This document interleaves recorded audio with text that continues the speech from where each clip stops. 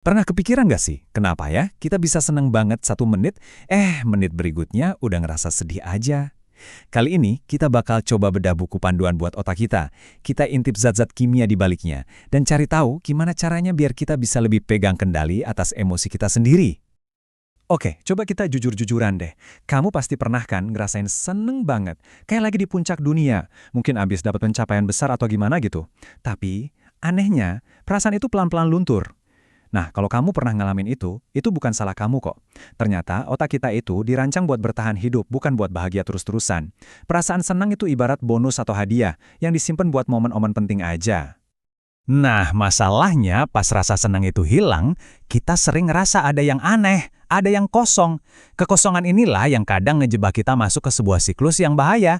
Sebuah pola yang kelihatannya sih nawarin kelegaan instan, tapi ujung-ujungnya malah bikin kita makin frustrasi. Pola ini mungkin kedengarannya familiar banget ya.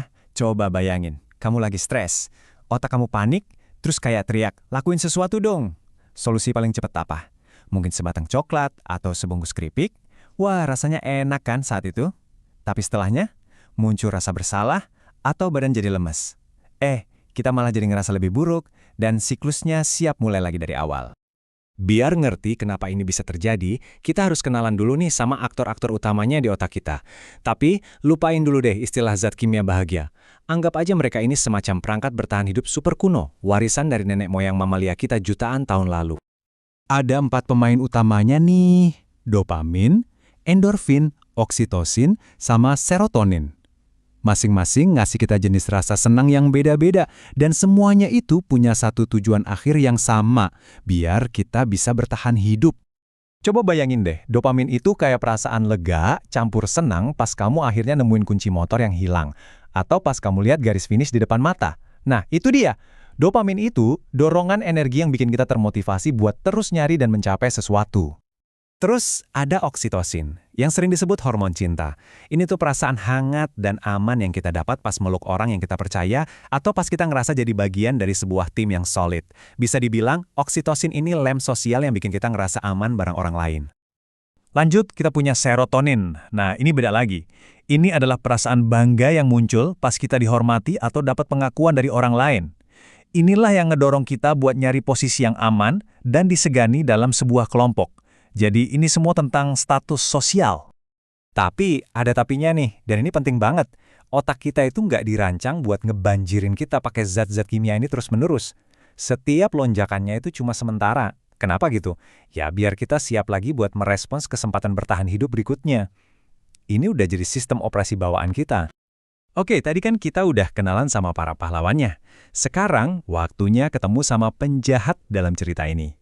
Si zat kimia yang micu perasaan gak enak dan sering jadi biang keladi dari kebiasaan-kebiasaan buruk kita.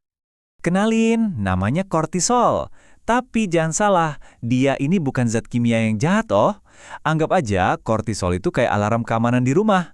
Tugasnya cuma satu, ngasih tahu kamu kalau ada potensi ancaman dan ngedorong kamu buat cepat-cepat bertindak biar perasaan gak nyaman itu hilang. Jadi, pas kortisol ini melonjak, otak kita itu langsung masuk mode panik. Dia nggak mikir panjang buat nyari solusi terbaik, tapi nyari yang paling cepat. Otak kita langsung nge-scan memorinya, nyari jalan pintas apapun yang dulu pernah berhasil bikin kita ngerasa lebih baik, walau cuma sesaat. Nah, inilah kenapa kita sering banget kejebak sama kebiasaan lama. Coba bayangin setiap kebiasaan itu kayak jalur di otak kita. Makin sering kita lewatin, jalurnya makin lebar, makin mulus, persis kayak jalan tol. Aliran listrik di otak kita jadi gampang banget meluncur di situ tanpa hambatan. Sebaliknya, nyoba sesuatu yang baru itu rasanya susah banget. Membangun kebiasaan baru itu ibarat kita ngebuka jalan setapak di tengah hutan belantara. Perlu usaha ekstra, rasanya canggung, dan awalnya nggak efisien sama sekali. Makanya, otak kita cenderung balik lagi ke jalan tol yang udah akrab. Tapi kabar baiknya adalah, kita nggak terjebak selamanya kok. Kita punya kekuatan buat secara sadar ngebangun jalan tol baru di otak kita. Intinya, kita bisa ngelatih ulang otak kita. Jadi gimana caranya? Kuncinya 1. Pengulangan. Dan ternyata ada angka ajaibnya. Menurut sumber kita butuh sekitar 45 hari, 45 hari pengulangan setiap hari buat ngebangun jalan tol baru di otak yang cukup kuat buat nyaingin kebiasaan lama kamu. Prosesnya sih sederhana, tapi butuh komitmen tinggi. Pertama, pilih satu aja kebiasaan baru yang mau kamu bangun. Kedua, lakuin itu tiap hari selama 45 hari, jangan sampai bolong. Ketiga, dan ini yang paling penting, terima aja rasa nggak nyaman di awal-awal. Percaya deh, pada akhirnya kamu bakal punya jalan tol baru yang rasanya jadi alami. Jadi kesimpulan utamanya sebenarnya bukan tentang ngejar-ngejar kebahagiaan terus-terusan atau ngilangin semua perasaan negatif.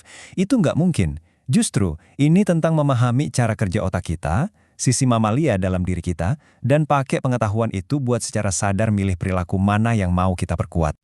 Nah, ini akhirnya ngebawa kita ke sebuah pertanyaan penting.